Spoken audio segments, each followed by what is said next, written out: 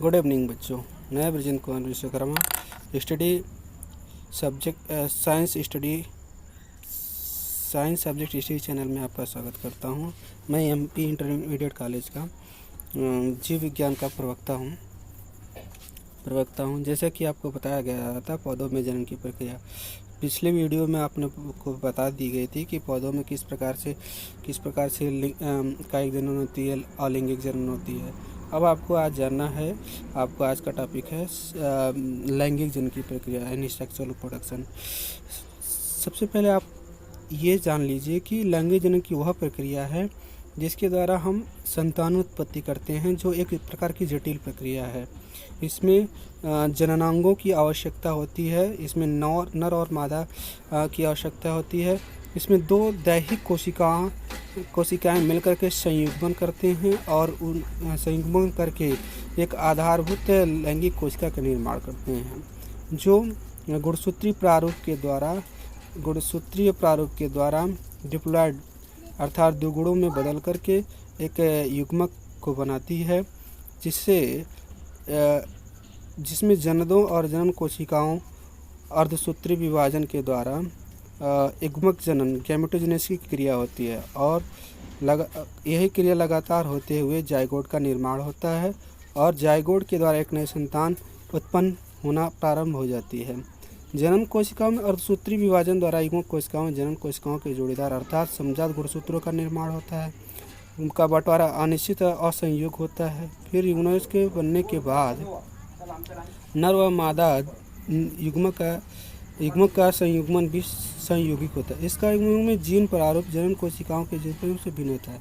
जैसे कि अभी आप पिछले वीडियो में देखे थे कि कायिक जनन में लगभग एक तरह से सेम प्रकार से और लैंगिक जनन में हूबहू जो गुण उनके पिता में वही गुण इनके अंदर, परंतु लैंगिक जनन की प्रक्रिया में ऐसा नहीं होता है। उनमें क्या होते हैं, गुण अपने माता पिता यानी पेरेंट्स के विपरीत भी हो सकता है और समान भी हो सकता है। अब आते हैं देखने, अब आगे चलते हैं। देखिए उसमें दिया गया है पौधों में लैंगिक या लिंगी जनन की क्रिया, सेक्सुअल रिप्रोडक्शन इन प्लांट। पादप जगत में पौधों में लगभग 3.5 लाख प्रजातियाँ पाई जाती हैं। जो लैंगिक जनन की क्रिया, सब में लैंगिक जनन की क्रिया जो होती है वो भिन्न भिन्न होती है। जैसे कि शैवालों में लैंगिक जनन या विशेष प्रकार के युग्मकों के संयुग्मन द्वारा होता है। इसमें युग्मक धानी बनती है जो व्यवहार, रचना और प्रकृति के आधार पर लैंगिक जनन को 3 प्रारूपों में बांट देती है। एक होता है समयुग्मकी। ये कुछ शैवालों में ये क्या होते हैं, युग्मक बहुत बृहद आकृति एवं परिमाप में समान होते हैं। युग्मक कशाभिकीय हो सकते हैं, जैसे क्लेमाइडोमोनास, जैसा कि फिगर में आप देख रहे हैं। उसके बाद आता है असंयुग्मकी प्रकार। असंयुग्मकी प्रकार में क्या होता है, असंयुग्मक पर कुछ शैवालों में यह जो है बृहद आकृति में तो समान होते हैं, किंतु कार्य एवं व्यवहार में क्या होते हैं, अलग अलग होते हैं। इन्हें द्वियुग्मक के नाम से भी जाना जाता है और ये निष्क्रिय होते हैं। दूसरा युग्मक छोटा होता है और बड़ा एक जिसे हम लघु युग्मक कहते हैं। दोनों युग्मकों में कशाभिकाएँ पाई जाती हैं।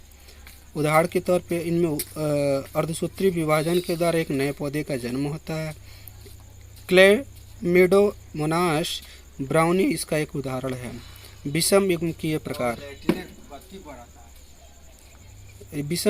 प्रकार, इसमें नर युग्मक छोटा तथा द्विकशाभिकीय होता है।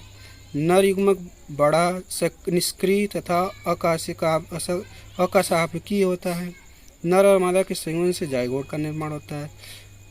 क्लेमाइडोमोनास, कोक्सीफेरा इत्यादि इसके उदाहरण हैं। अर्धसूत्रीय विभाजन के बाद इसमें नए पौधे का जन्म होता है। शैवालों में लैंगिक जनन के संयुग्मकीय प्रकार से सबसे आरंभिक तथा विषम प्रकार के सबसे अधिक विकसित माना गया है। इसके बाद दूसरा आता है ब्रायोफाइटा।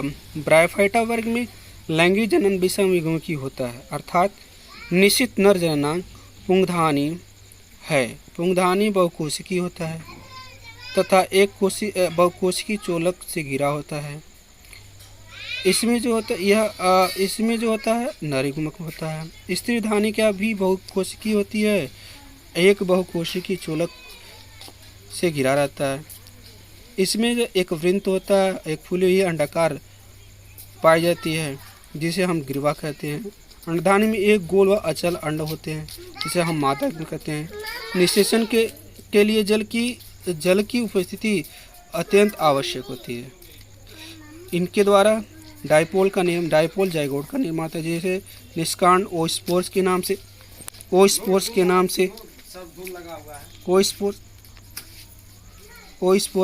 से हम रुक जा, पढ़ लेने दो।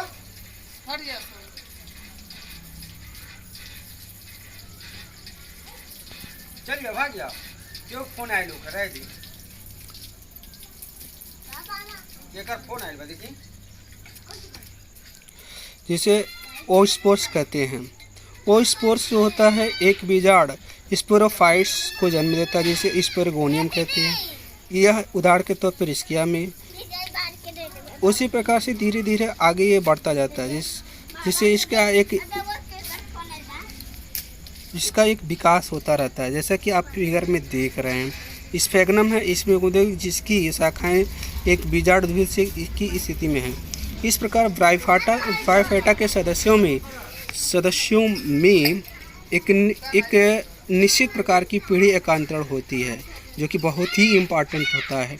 पीढ़ी एकांतरण अल्टरनेशन ऑफ जनरेशन जो होती है वो बहुकोशिकीय प्राणियों का सबसे अहम उदाहरण होता है, जो कि बायोफाइटा वर्ग के सदस्यों में पाया जाता है। टेरोफाइटा में लैंगिक जनन विषममुखी होता है। इसमें मुख्य पैदा जो होता है स्पोरोफाइट होता है और स्फाइट तथा गैमेटोफाइट दोनों अवस्थाएं स्वतंत्र होती है। इसमें भी पीढ़ी एकांतरण होता है।